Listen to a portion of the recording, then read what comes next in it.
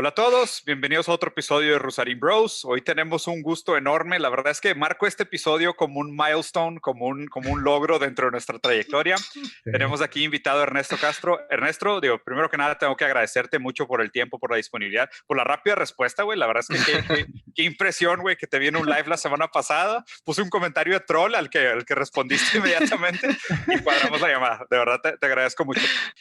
Yo te considero como un profesor. La verdad es que tus videos me han ayudado muchísimo. He visto muchísimo tu contenido y creo que tu manera de pensar ha sido muy influente para mí, sobre todo porque me parece admirable el trabajo que dedicas a estructurar las ideas desde un contexto histórico y cómo narras la evolución de las ideas para agarrarlas desde su origen, desde su contexto y ponerlas en escena, ¿no? La verdad es que me ha ayudado mucho, no solo la manera como presentas las cosas, sino tu opinión sobre muchos de los temas. La verdad te agradezco. Creo que eres el tipo de personas que debería haber más gente como tú haciendo contenido en internet y tal vez menos gente bailando TikTok, ¿no? Pero, el resto, para la gente que no te conozca todavía, si quieres, haznos una breve introducción de quién eres.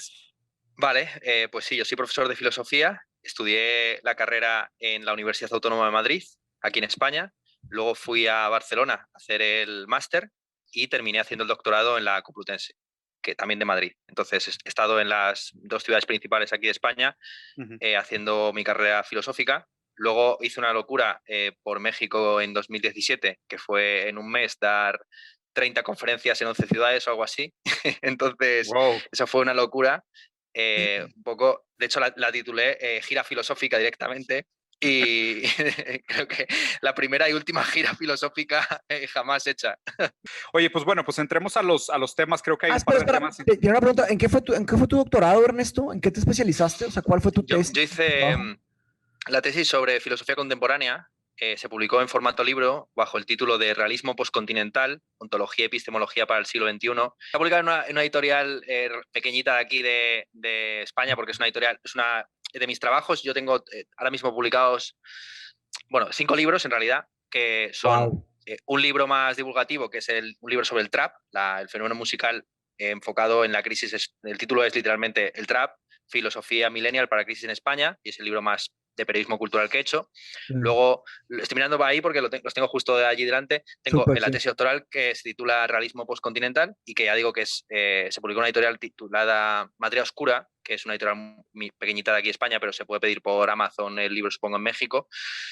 Y luego, pues, varios libros de ensayos. Uno que se titula Ética, Estética y Política, que es el último que he publicado, contra la posmodernidad, que se va a reeditar dentro de poco bajo el título de Memorias y Libros del 15M, y Un para el agua, que esto lo van a reeditar unos editores chilenos. Entonces, son Wow. básicamente 3 libros de ensayos, uno más grande de investigación divulgativa y otro más académico, que es realismo postcontinental. Entonces, es lo que tengo ahora mismo Wow. entre las Pues manos. felicidades, felicidades. Gran trabajo, Gracias. 30 años. Impresionante, Sí, impresionante. sí, buenísimo. Padre. Oye, pues ahora sí entrando en materia.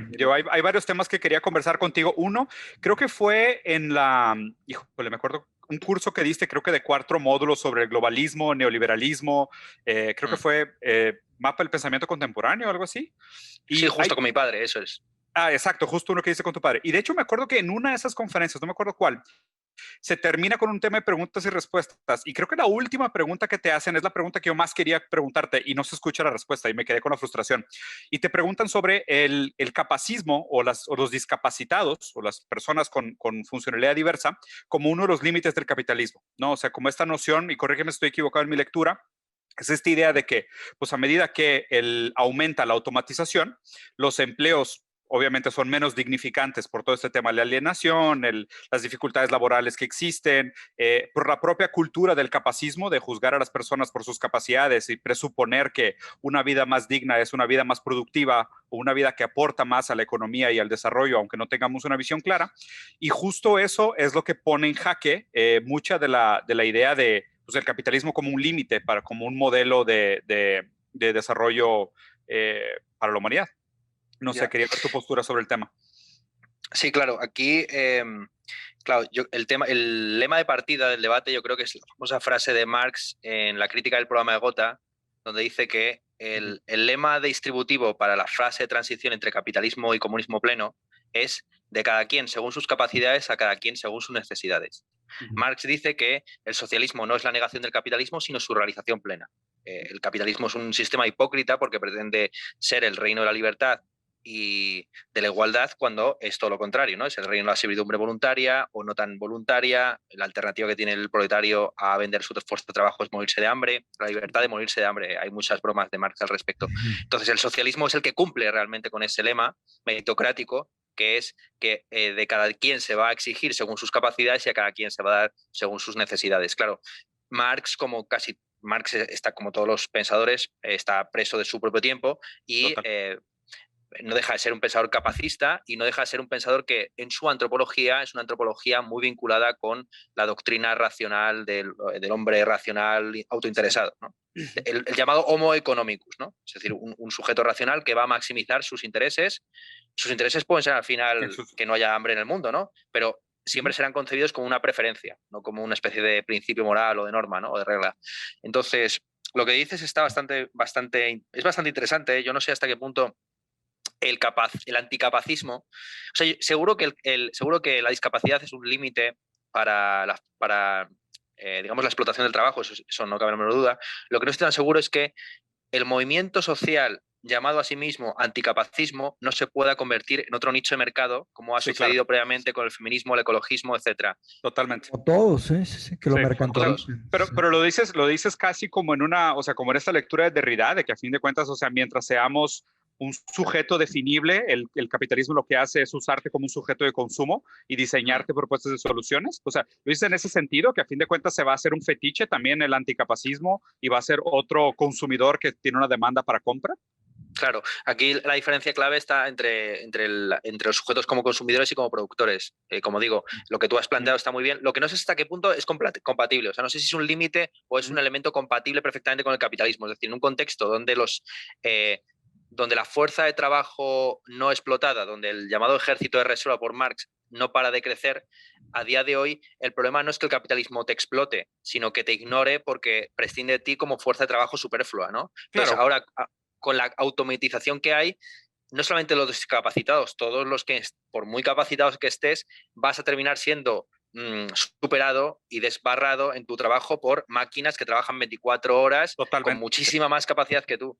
Entonces, todos vamos a terminar siendo discapacitados tarde o temprano. Es que justo esa es mi tesis. El día en que nace el capitalismo de la vigilancia es el 9 de agosto de 2011, en el que se produjeron tres fenómenos, que fue, uno, Apple se convirtió por primera vez en la empresa con mayor capitalización bursátil del mundo. Dos, empezaron los disturbios en Londres, con los famosos asaltos a comercios. Y tres, la Asociación Española de Protección de Datos reconoció el derecho al olvido. Y lo reconoció justamente, lo reconoció con 60, a raíz de que 60 españoles interpusieron demandas contra noticias que estaban en Google que afectaban a su vida. Por ejemplo, había una persona que había sido desahuciada y la noticia de su desahucio estaba en Google y afirmaba que ese desahucio del pasado era un hándicap en las entrevistas de trabajo.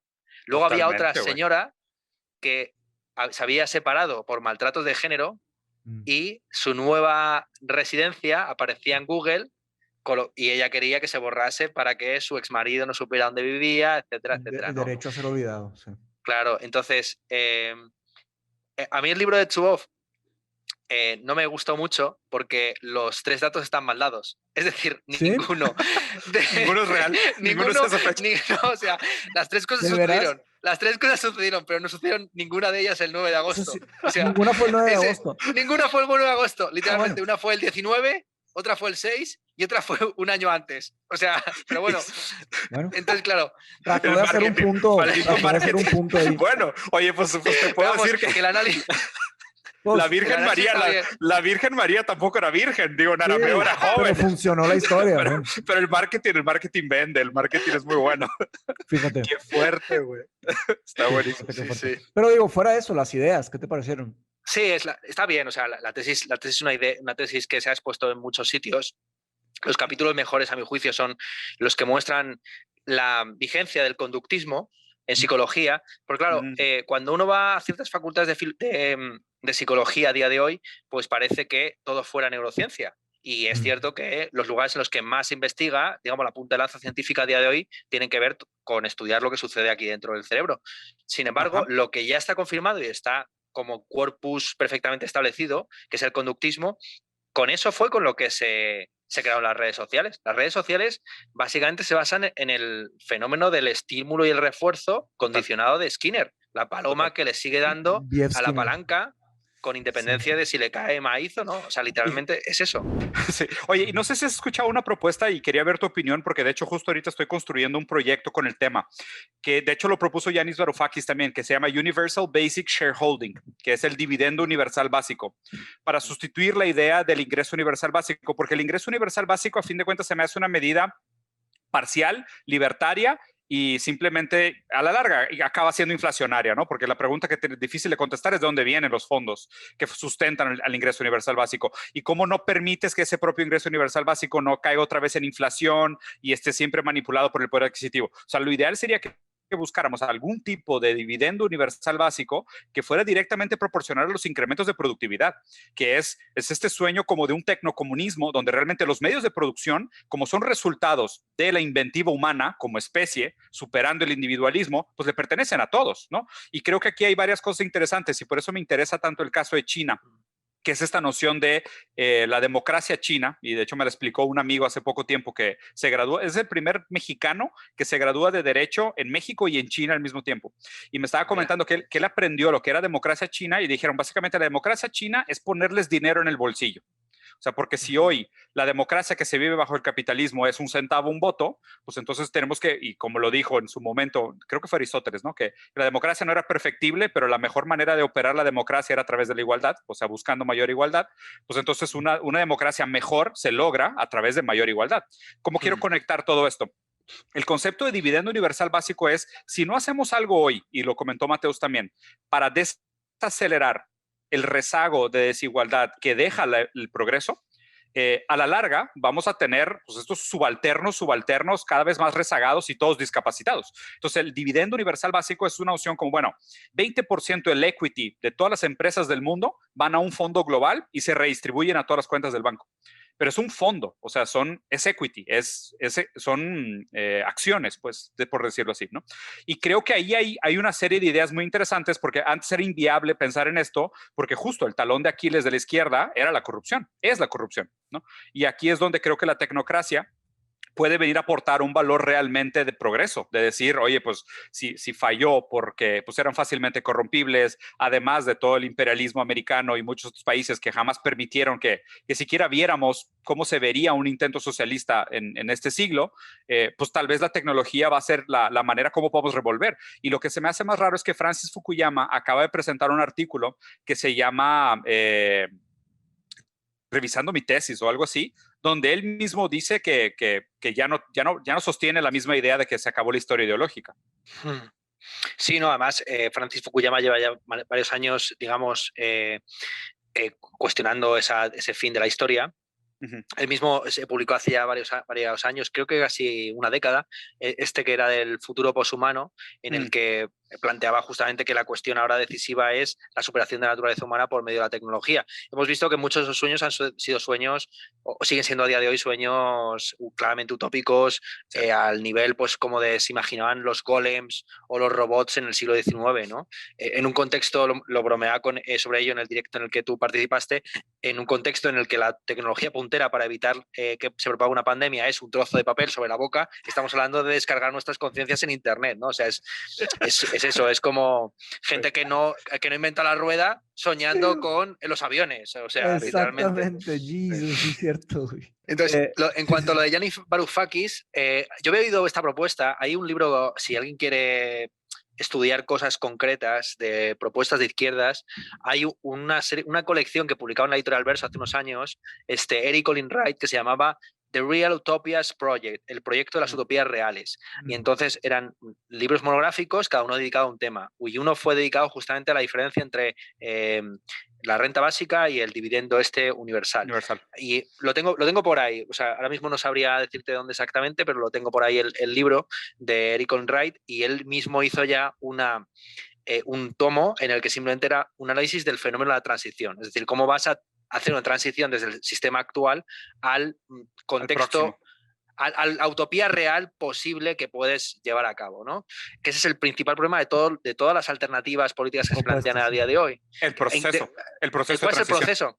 Efectivamente, porque a día de hoy, por ejemplo, estamos atascados con un sistema de, en fin, por ejemplo, las pensiones, que es básicamente una pirámide Ponzi demográfica insostenible que requiere la multiplicación de la población cada 2 o 3 años constante, y en un contexto de envejecimiento de los países del primer mundo, pues es realmente insostenible. Entonces, bueno, la propuesta de Yanis Varoufakis me parece muy interesante. Otra cosa es que sea aplicable, podría implementarse a nivel quizás más regional. Si funcionara, esto es como todo, lo que funcione en Estados Unidos o pueda aplicarse en Estados Unidos y en Europa, al final será tomado en cuenta como canon para ser aplicado a otros contextos sociales. Lo que yo no sé es si en contextos donde no haya una uniformidad grande desde un punto de vista social, o sea, tiene que haber mucha igualdad para que eso funcione. Ya tiene que haber ya mucha igualdad de antemano, o tiene que haber un nivel básico bastante grande para que eso se pueda aplicar, porque en ciertos países la propia idea de la recaudación, o sea, de un fisco eficiente es un sueño. Es un sueño, o sea... están aliados, o sea, la fuerza privada y la fuerza pública en muchos aspectos están aliados, o sea, pues, de hecho, de cualquier lado, ¿no? O sea, ellos son los que tienen, lo que siempre digo, que tienen las llaves y las puertas, entonces los demás parece que estamos todos afuera haciendo esfuerzos, ideas. Y justo, de nuevo, o sea, y a ver, ¿cuál es tu postura? Antes de poner de mi cosecha, que creo que toda la gente que ve este programa lo sabe porque lo digo una vez por semana, o sea, yo no creo en esta idea de la naturaleza humana. O más bien, creo que son pocas cosas las que definen lo que es la naturaleza humana. Y lo que la gente olvida muchas veces es que toda la lógica de la economía y del pensamiento liberal nace de una concepción a priori de que existe una naturaleza humana, que es el hombre económico, racional, que es todo este pensamiento que has descrito antes. ¿Cuál es tu postura? ¿Tú crees en esta naturaleza humana, el hombre económico? ¿O crees que sea realmente un tema contingente histórico? Yo creo que claro que existe la naturaleza humana. Lo que pasa es que, y el problema principal de la economía actual es que no está vinculada con las ciencias humanas y, en última instancia, naturales. Es decir, claro, que en lugar de entender al ser humano como un animal racional, pero sobre todo animal, y que por lo tanto tiene una serie de conductas sociales, gregarias, como los chimpancés, etcétera, pretende desvincular el ser animal del deber ser económico, ¿no? Entonces, más que crear una teoría de la naturaleza humana, o sea, los liberales son muy idealistas en ese sentido, porque consideran que, con independencia de cómo se comporten los seres humanos, existe una praxeología, que es lo que desarrolla von Mises, que cómo se deberían desarrollar para ser racionales. Sí. Y esto no solamente es una cuestión de la escuela austríaca, porque incluso, por ejemplo, una defensora del capitalismo como es Ayn Rand habla constantemente contra, digamos, los impulsos altruistas que existen en el ser humano por las neuronas espejo, etcétera, hablando de el individualismo o egoísta como algo que debería suceder, ¿no?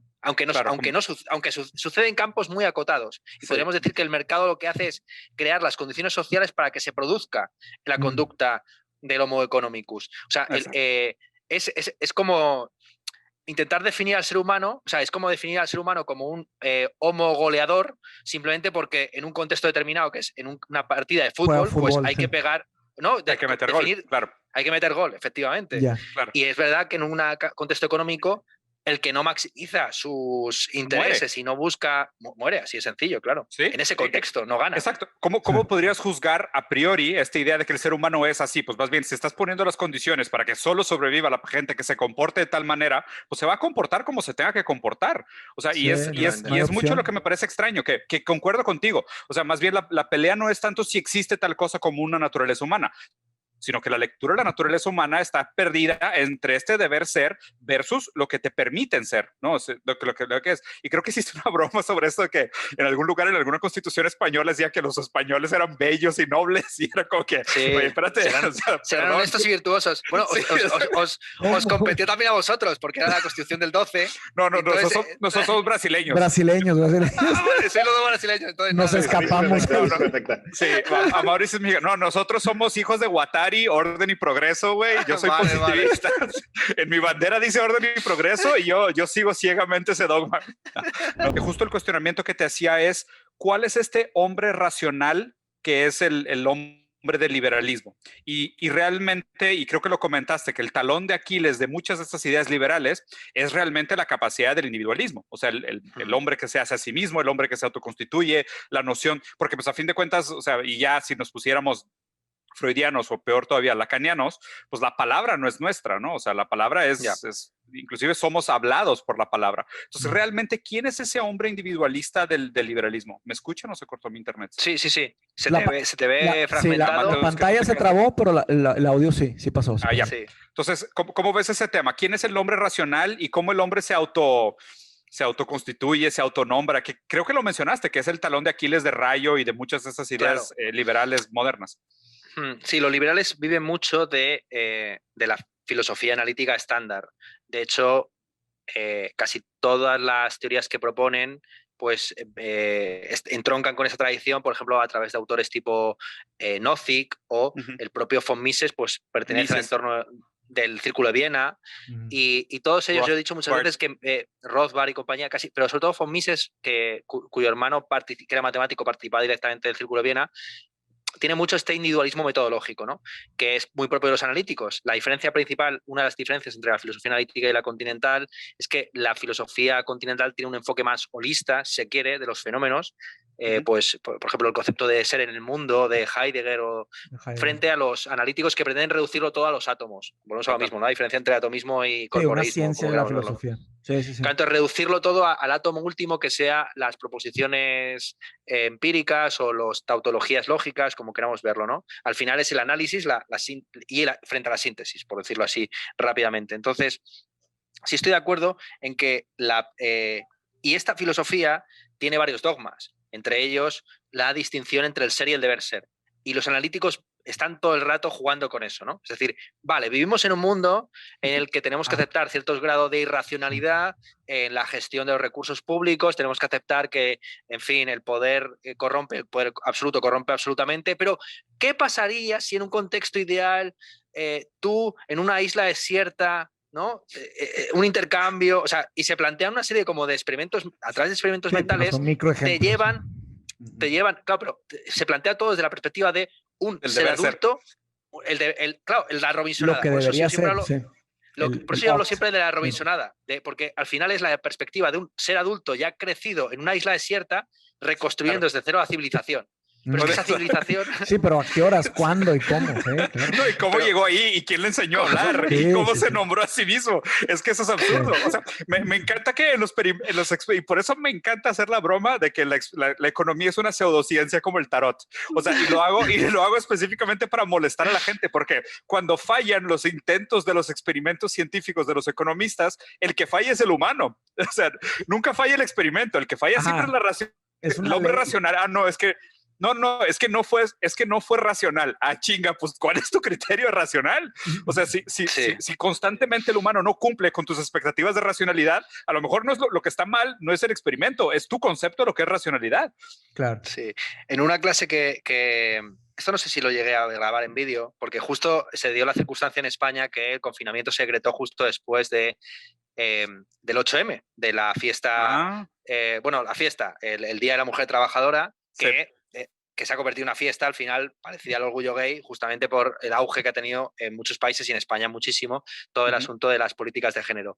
Además, con el gobierno de coalición que tenemos de izquierdas actualmente, todavía más. Y esa ha sido la gran acusación, digamos, de la oposición al gobierno actual, ¿no? Que sabiendo que venía la oleada de COVID, permitieron que hubiera unas concentraciones multitudinarias, etcétera, ¿no? Y dio la casualidad de que a mí me pilló ese 8M en Zaragoza, donde yo daba clase, y decidí, pues, con los alumnos y las alumnas, hacer un día dedicado a la relación entre filosofía y feminismo, porque es una cosa curiosa, podemos luego entrar en ello, que la filosofía sigue siendo uno de los pocos reductos de la superioridad vamos a ver si lo digo bien, de supremacismo masculinista dentro de la academia. Es decir, es uno de los club de Toby. Efectivamente, es un campo de nabos que decimos en España. Es una de las pocas carreras de humanidades donde sigue habiendo un porcentaje mayoritario de hombres que respecto a mujeres, en todos los tramos, desde alumnado, doctorado y luego profesorado, pero al nivel de las matemáticas. Y es una cifra que en lugar de aumentar, el número de alumnas incluso desciende. Disminuye. Ha descendido, sí. Disminuye, o sea, es un fenómeno curioso. Sí. Pero vamos, entonces, a lo que iba, todo para contar una broma, que salió a colación una frase buenísima que es que la astronomía es la astrología de los hombres. Y me dio esta broma es muy profunda, porque entre la economía es la astronomía de los hombres.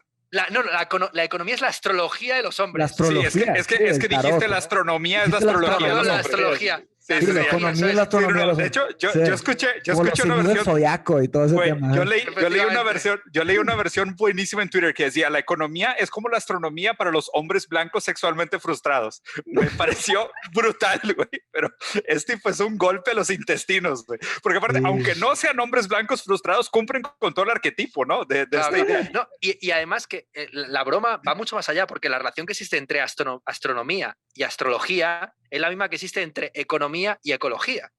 Y solo que al revés. No. O sea, es muy, muy interesante. O sea, la astrología es la interpretación mística o esotérica de los fenómenos celestes. Sí. Claro. Entonces hay una pseudociencia que es que esos fenómenos celestes determinan si te vas a enamorar o vas a conseguir trabajo. Ajá, y frente a esa ideología existe una ciencia que es el estudio de cómo los planetas se atraen. Los astros, de las fuerzas gravitacionales. Y en el caso de Oikos, de la casa, es al revés. O sea, la economía pretende ser una especie de... Es una pseudociencia. Es una pseudociencia sobre cómo hay una especie de sociedad humana paralela a todo lo demás, mientras que la ecología es la que te dice, loco, te estás muriendo. Te estás muriendo. Sí, o sea, no, comeremos tierra, no, no te preocupes, habrá pero la tecnología. Pero la bolsa de valores va bien. Sí, la bolsa de valores va bien, sí, no se preocupen. Sagitario ascendiente, Mercurio retrógrado, sí, claro. Sí. Oye, pues Ernesto, otra vez, muchísimas gracias, güey. La neta, qué gusto platicar contigo. Eres una persona muy aproximable, muy fácil de conversar. La verdad es que se da muy bien la conversación. Me encantaría que lo volviéramos a hacer en su momento, güey. Claro. Sí, cuando publiquemos nuestros 2 libros para elogiarnos mutuamente. Sí, pues, claro. Y muy al tipo de diálogos, ese que, sí, por Dios, increíble, wow, tienes toda la razón. Y nos dedicamos una hora a cada quien para el tema del autoconfío. Al revés, que sean contraargumentos. Pues, yo creo que por aquí la dejamos. Hacer los libros. Ándale, hacemos uno de construcción y uno de destrucción mutua, güey. Estaría increíble. Vale. Bueno, pues a toda la gente que nos estuvo viendo, si llegaron hasta acá, les agradecemos mucho que hayan pertenecido con nosotros. Píquenle a todos los botones, no porque a nosotros nos interese, pero sino porque así funciona el algoritmo. Troleen en los comentarios, que también nos ayuda. Ustedes creen que no, pero nos hacen bien tratando de hacernos daño. Y les dejamos un fuerte abrazo a todos. Ernesto, muchas gracias por la participación, bro. Un saludo. Gracias, Ernesto. Un abrazo.